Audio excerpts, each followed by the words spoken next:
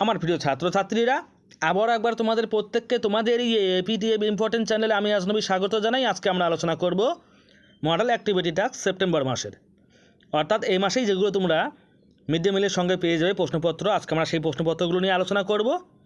আজকে আমরা আলোচনা করব ক্লাস 8-এর সাবজেক্ট বাংলা পার্ট 6 নিয়ে। পার্ট 1 থেকে শুরু করে পার্ট 5 পর্যন্ত আগেই আলোচনা করেছি। যদি কেউ না দেখে থাকো, এই ভিডিওর ডেসক্রিপশন বক্সে লিঙ্ক দেওয়া আছে, তোমরা চাইলে সেখানে ক্লিক করে দেখে নিতে পারো।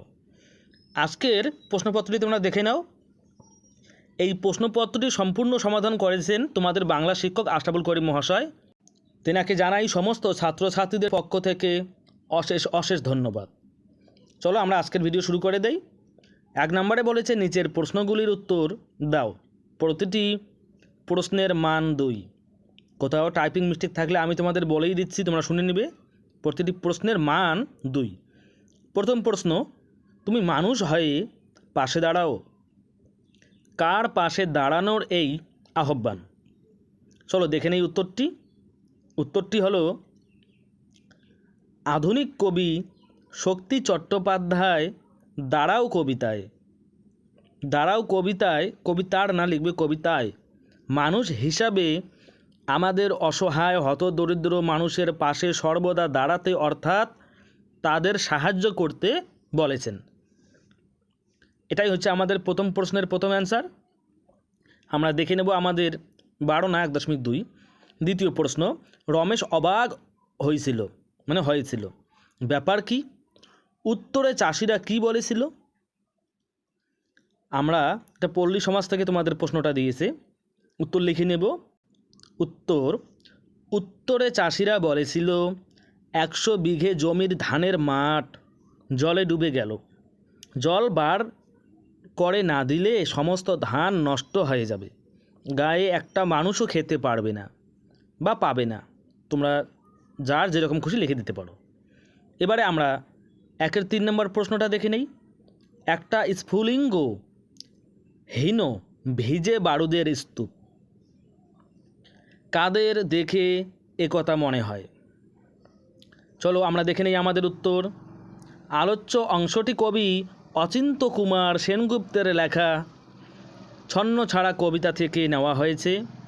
কবিতায় পাড়ার রাস্তার মোড়ে আড্ডা দেওয়া একদল যুবককে দেখে কবির মনে হয় বা কবির একথা মনে হয় বা কবির প্রশ্নে উদ্ধৃত বাক্যটি মনে হয়। তোমাদের মতো করে তোমরা একটু সাজিয়ে নিতে পারো।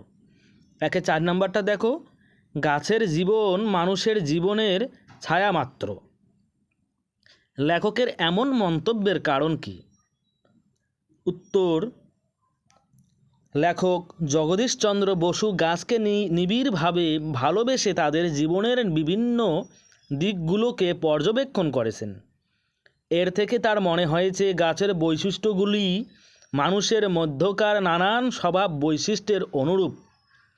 মানুষের মতো এদের জীবনেও অভাব অনটন এবং দুঃখ কষ্ট আছে। তাই কবি বলেছেন গাছের জীবন মানুষের জীবনের ছায়া মাত্র। এবারে আমরা দেখে নেব পরের প্রশ্ন, 1-এর 5ম প্রশ্ন। তবু নেই, সে তো নেই নেই রে, কি না থাকার যন্ত্রণা পঙ্ক্তিটিতে মর্মরিত হয়ে উঠেছে। আমরা দেখে নিই আমাদের 5ম প্রশ্নের উত্তর। বুদ্ধদেব বসুর লেখা হাওয়ার গান। কবিতায় হাওয়াদের কোনো স্থায়ী ঠিকানা নেই, অর্থাৎ তাদের কোনো বাড়ি নেই। হাওয়াদের বাড়ি না থাকায় তারা পৃথিবীর সমস্ত জলাশয়, সমুদ্র তীর, গম্ভীর পাহাড়, অসংখ্য বন্দর, শহরের জনবহুল অঞ্চল, বনজঙ্গল, খোলা মাঠ বা তেপান্তর সর্বত্রই ঘুরে বেড়ায়। তাই কবি প্রশ্নে উল্লিখিত বাক্যটি ব্যবহার করেছেন। আমরা দেখে নেব আমাদের পরের প্রশ্ন, 1-এর 6 নম্বর প্রশ্ন। ছন্দহান বুনো চালতার। বুনো চালতা কে ছন্দহীন বলা হয়েছে কেন? প্রশ্নের মধ্যে একটু টাইপিং মিস্টেক ছিল, ছন্দহান না ছন্দহীন। এটা কোনো ব্যাপারই না, আশা করি প্রশ্ন তো তোমাদের কাছে আসেই। উত্তরটা দেখে নাও। আলোচ্য অংশটি জীবনানন্দ দাশ রচিত পাড়াগার দুপহর ভালোবাসি কবিতা থেকে নেওয়া হয়েছে। প্যারা চেঞ্জ করে লিখবে বুনো চালতাকে ছন্দহীন বলা হয়েছে কারণ বুনো চালতার শাখাগুলো অনেক দিন ধরে জলে নুয়ে পড়ে আছে। কারো কোথাও অসুবিধা হলে তোমরা অবশ্যই আমাকে কমেন্টের মাধ্যমে জানিয়ে দিবে। কমেন্ট বক্সটা তোমাদের জন্যই খোলা থাকে। এবার আমরা একের প্রশ্নগুলো করে ফেললাম, আমরা এবারে করব 2 এর প্রশ্নগুলো। কি বলেছে? নিচের প্রশ্নগুলির উত্তর নিজের ভাষায় লেখো, প্রতিটি প্রশ্নের মান 3। নিজের ভাষায় লিখতে বলেছে। এই সমস্ত প্রশ্নের উত্তরগুলো একটু বড় হয়। 2 এর 1 নম্বরে দেখো, দাঁড়াও, কবিতার ভাববস্তু আলোচনা করো। সম্পূর্ণ কবিতাটির ভাববস্তু আমাদের আলোচনা করতে হবে। উত্তর, দাঁড়াও, এটাকে সিঙ্গেল কোটের মধ্যে রাখবে। কবিতার বিষয়বস্তু কোটেশন দিবে। বর্তমান সমাজে মানুষ বড়ই একাকী এবং অসহায়, তাই এই অসহায় নিপীড়িত অত্যাচারিত মানুষদের সাহায্য করা আমাদের উচিত। সমাজে এক শ্রেণীর মানুষ আছে যারা নিজেদের স্বার্থ সিদ্ধির জন্য মনুষ্যত্বকে বিক্রি করে দিয়েছে বা বিক্রি করে দিয়ে মানুষকে শোষণ অত্যাচার করতে ভালোবাসে। এরপরে তোমরা কন্টিনিউ লিখে দিবে। অন্যদিকে আর এটা তোমরা প্যারাসেন্স করে লিখতে পারো। আর একজন মানুষ আছে যারা সবসময় তাদের সাহায্যের হাত বাড়িয়ে দিতে প্রস্তুত। তারা সর্বদা সবাইকে সাহায্য করতে ভালোবাসে, অসহায় মানুষকে ভালোবেসে তাদের উপকার করে, তারা যেন আনন্দ উপভোগ করে। কবি আমাদের এটাই বলেছেন। তারপরে আবার প্যারাসেন্স করে লিখবে শেষে।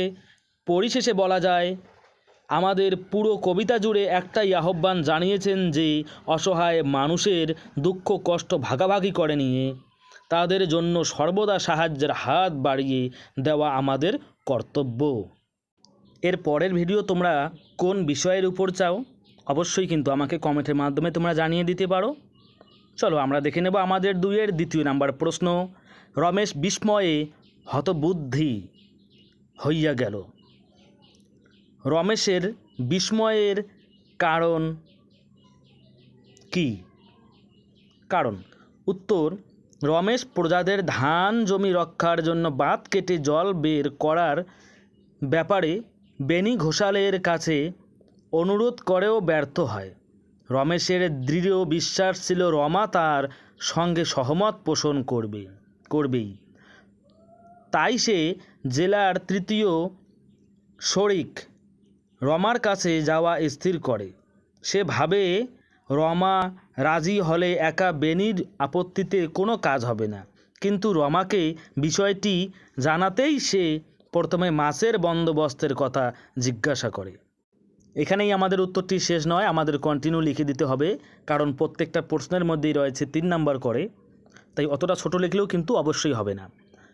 রমেশ তখন অত জলে মাছের বন্দোবস্ত করা সম্ভব নয় এবং এই সামান্য ক্ষতিটুকুকে মেনে নিতে অনুরোধ জানালে রমা সোজাসুজি জানিয়ে দেয় অতগুলো টাকা সে লোকসান করতে পারবে না। রমার এই অপ্রত্যাশিত উত্তরে আর সেই সঙ্গে রমার অমানবিক স্বার্থপর মনোভাবের পরিচয় পেয়ে সেই সঙ্গে নিজের ভাবনার চরম বৈপরীত্য উপলব্ধি করে রমেশ বিস্ময়ে হতবুদ্ধি হয়ে গেল। এটাই ছিল আমাদের 2য় প্রশ্নের আনসার। এবারে দেখে নেই 2 এর 3 নাম্বার প্রশ্ন। আমি নেমে পড়লুম তাড়াতাড়ি। কথক কোথা থেকে কেন নেমেছিলেন?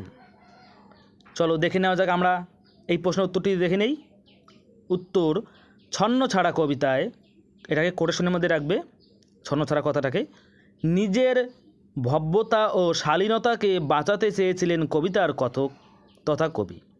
পথ দুর্ঘটনায় আহত মানুষটিকে ট্যাক্সিতে তোলার পর কবিতার কথক রক্তের দাগ থেকে নিজের জামাকাপড়কে বাঁচানোর জন্য ট্যাক্সি থেকে নেমে পড়লেন। যেহেতু প্রত্যেকটি প্রশ্নের মান 3, অর্থাৎ এই প্রশ্নটার মধ্যেও 3 নাম্বার রয়েছে, তাই এতটুকু লিখলেই কিন্তু আমাদেরকে হবে না, এতটুকু লিখতে হবে তার সঙ্গে সঙ্গে আরও। কিন্তু এই পরিস্থিতিতে কতক ছন্নছাড়া ছেলেদের সম্পর্কে নিজের ভেতর এক নতুন উপলব্ধি লাভ করলেন।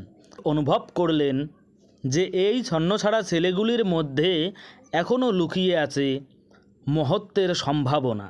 মানুষের প্রাণকে বাঁচানোর জন্য তারা যেভাবে ঝাঁপিয়ে পড়ল তা দেখে, ঝাঁপিয়ে চন্দ্রবিন্দু দিতে পারো, দেখে কতক বুঝতে পারলেন এই ছন্নছাড়ারা সমাজের আবর্জনা নয়, তাদের মধ্যেই লুকিয়ে আছে মহান জীবন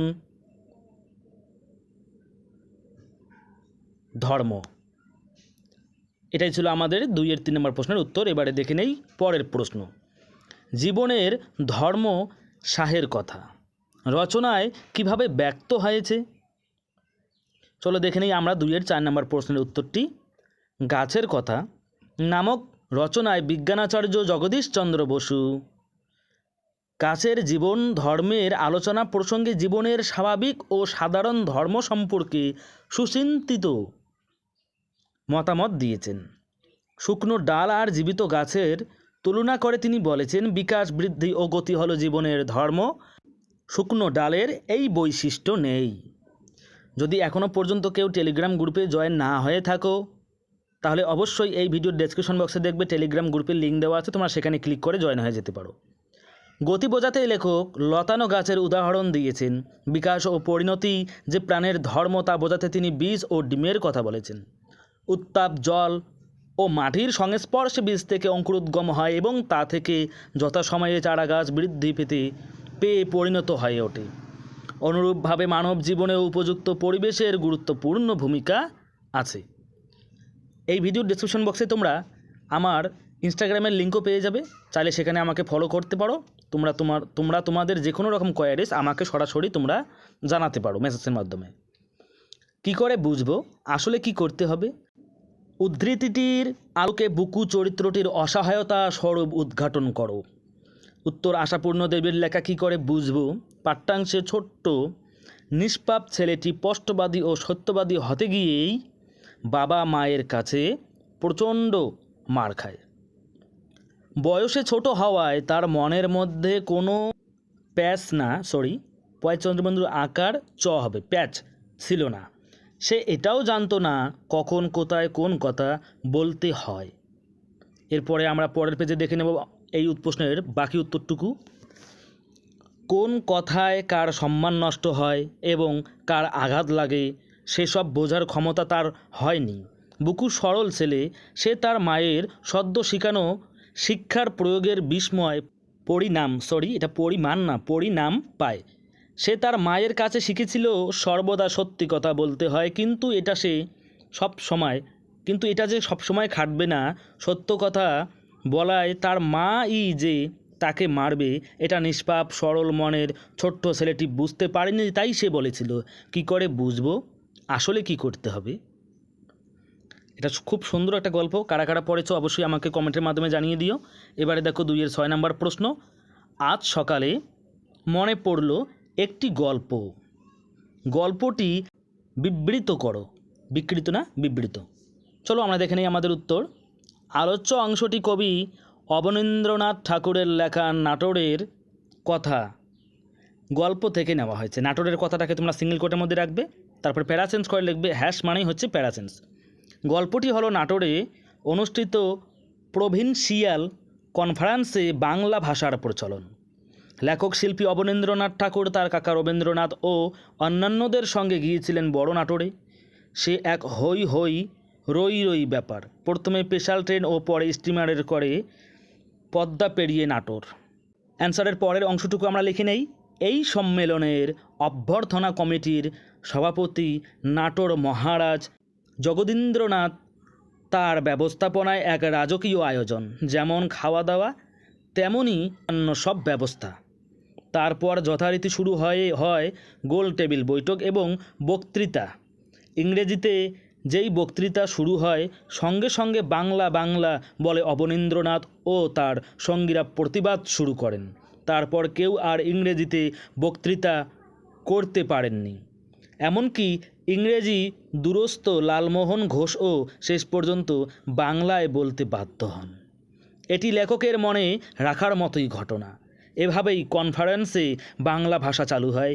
এ সম্পর্কে লেখক জানান, সেই প্রথম আমরা বাংলা ভাষার জন্য লড়লুম। তোমরা প্রত্যেকেই কমেন্টের মাধ্যমে আমাকে জানিয়ে দিও তো মাতৃভাষা দিবস কবে। প্রত্যেকের জন্য এটা একটা আমার তরফ থেকে প্রশ্ন থাকলো।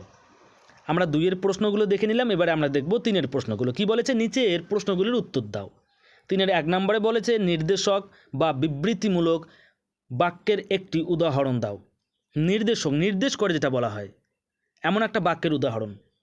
তো এমন একটা বাক্যের উদাহরণ হচ্ছে, নির্দেশক বাক্যের একটি উদাহরণ হলো, বাক্যটা কি দেখো, হাঁসগুলি খুব সুন্দর, এখানে এই যে হাঁসগুলি খুব সুন্দর, এটা হচ্ছে নির্দেশক বাক্যের একটি উদাহরণ। এখানে এই গুলি যে আছে এটাই হচ্ছে নির্দেশক। তোমরা বলতে পারো এই কলমটি আমাকে দাও, এটাই হচ্ছে এখানে কি নির্দেশক। তো এবারে আমরা 3-এর 2 নম্বর প্রশ্নটা দেখব, শূন্যস্থান পূরণ করো। আবেগসূচক বাক্য। আবেগসূচক বাক্য আবার অনেক রকমের। প্রথমে আমাদের বলেছে আনন্দ আবেগসূচক বাক্য কীরকম হবে? শেষে আমরাই জিতলাম। মনে রাখবে, আবেগসূচক বাক্য যে রকমেরই আবেগসূচক বাক্য হোক, সেই বাক্যটার শেষে দাড়ি হবে না, প্রশ্নবোধক চিহ্ন হবে না, বিস্ময়সূচক যে চিহ্ন দাড়ি দিয়ে নিচে ফোটা, এরকম একটা চিহ্ন তোমাদের অবশ্যই দিতে হবে। বিস্ময়, ওরে বাবা কত বড় বাড়ি, এই যে শেষে একটা বিস্ময়সূচক চিহ্ন। উচ্ছ্বাস, রমার দয়া দেখে মন ভরে যায়। এখানেও কি আছে? দাড়ি নাই, কিন্তু এখানে আছে বিস্ময়সূচক বাক্য, বিস্ময়সূচক চিহ্ন।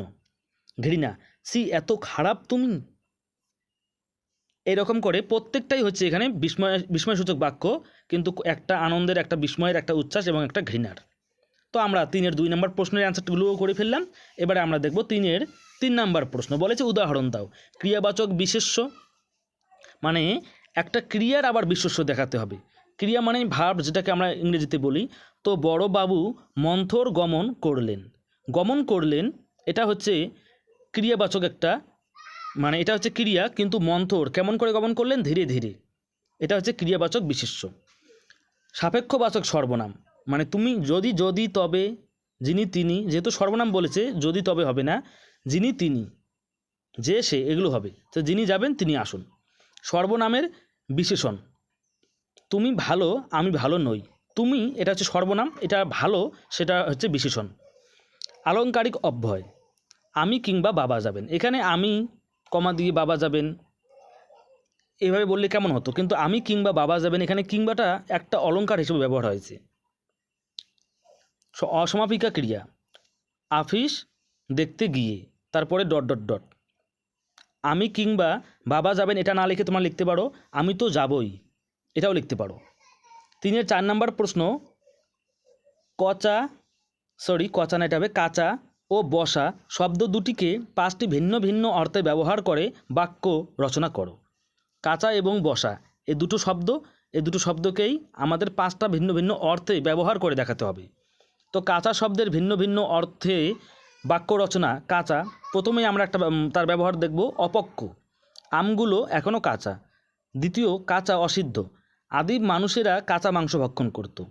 3 নম্বরে কাঁচা হচ্ছে অশুষ্ক, কাঁচা কাটে আগুন জ্বলে না। 4 নম্বর হচ্ছে কাঁচা মানে অস্থায়ী, কাপড়টির রং একেবারেই কাঁচা। 5 নম্বর কাঁচা, মাটির তৈরি, কাঁচা ঘর বাড়ি বন্যায় টেকে না।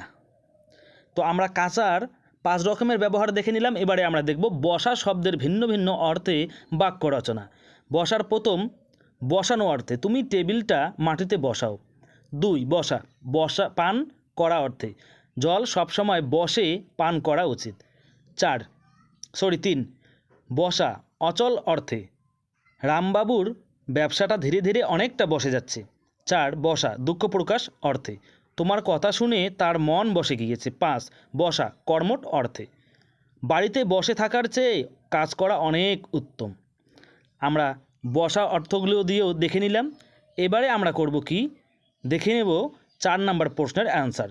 বন্যার প্রলেপে গ্রামের বহু কৃষিজমি নদী গ্রাসে হারিয়ে যাচ্ছে, নদীর পাড়গুলির স্থায়ী রক্ষণাবেক্ষণ প্রয়োজন। এ বিষয়ে সংবাদপত্রের সম্পাদকের কাছে একটি চিঠি লেখো।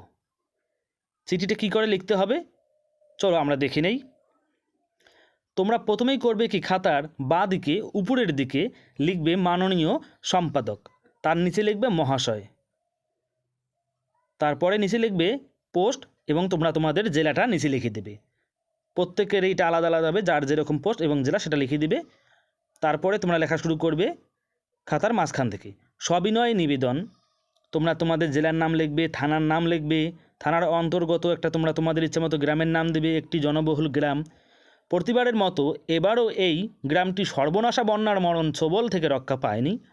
এবারের বন্যা স্মরণকালের ইতিহাসে সবচেয়ে ভয়াবহ বন্যা। আমাদের গ্রামের পার্শ্ববর্তী এলাকায় একটি সুবিশাল নদী রয়েছে। নদীটির নাম তোমরা তোমাদের মন মতো ইচ্ছা মতো তোমাদের আশেপাশে নদীর নাম লিখে দিবে। প্রতি বছর বর্ষাকালে প্রবল বর্ষণের কারণে এই নদী বিশাল ভয়ঙ্কর রূপ ধারণ করে। নদীর দুই পাড় কাঁচা মাটির নির্মিত। এতটুকুই কিন্তু নয়, এরপরে আমরা লিখে দেব, চলো দেখে নেওয়া যাক পরের পেজে। এ কারণে প্রবল জলোচ্ছ্বাসে নদীর জল পাড় ভেঙে চারিদিকে ছড়িয়ে পড়ে। অনেক কাঁচা বাড়িঘর বন্যার জলের তোড়ে ডুবে গেছে, ভেসে গেছে অসহায় মানুষ। গরু বাছুর বন্যার পরবর্তীকালে গ্রামের কৃষি জমিগুলিতে পলি বালি কাদা নুড়ি পাথর জমে কৃষি জমিগুলিকে চাষের অযোগ্য করে তোলে। এরপরে তোমরা কন্টিনিউ লিখে দেবে। আমরা একদম শেষের দিকে চলে এসেছি, তারপরে তোমরা শেষের দিকে প্যারা চেঞ্জ করে লিখে দেবে, অতএব অত্র গ্রামের জনজীবনের বিপর্যস্তের অবস্থা বিবেচনা করে পাকা কংক্রিটের বাঁধ নির্মাণের জন্য আপনার কাছে সহযোগিতা কামনা করছি। আপনার কাছে বিনীত অনুরোধ, উক্ত বিষয়টির জন্য মাননীয় সেচ মন্ত্রীর দৃষ্টি আকর্ষণ করলে অনেক উপকার হবে। ধন্যবাদ। তারপরে তোমরা নিজেদের নামটা লিখে দেবে ধন্যবাদের পরে নিচে, এবং ডেটটা তোমরা ডান দিকে দিয়ে দেবে। কেমন লাগলো ভিডিওটি অবশ্যই আমাকে জানিয়ে দিও, এবং এর পরবর্তী ভিডিও তোমরা কোন টপিকের উপর চাও সেটাও কিন্তু আমাকে অবশ্যই কমেন্টের মাধ্যমে জানিয়ে দিও। আর পরবর্তী ভিডিওগুলো যদি তোমরা মিস না করতে চাও তাহলে অবশ্যই ভিডিওটিকে ছেড়ে যাওয়ার আগে এখনও যদি সাবস্ক্রাইব না করে থাকো তাহলে এখনই একটা সাবস্ক্রাইব করে পাশে থাকা বেল আইকনটি প্রেস করে দিও। মনে রাখবে সাবস্ক্রাইব করতে কিন্তু কোনো টাকা লাগে না, করতেই পারো। এবারে এখনও পর্যন্ত যারা লাইক করোনি একটা লাইক করে দিও প্লিজ। আজকে এখানেই বিদায় নিচ্ছি, দেখা হচ্ছে পরের ভিডিও। ততক্ষণের পর্যন্ত সবাই ভালো থেকো, সুস্থ থেকো।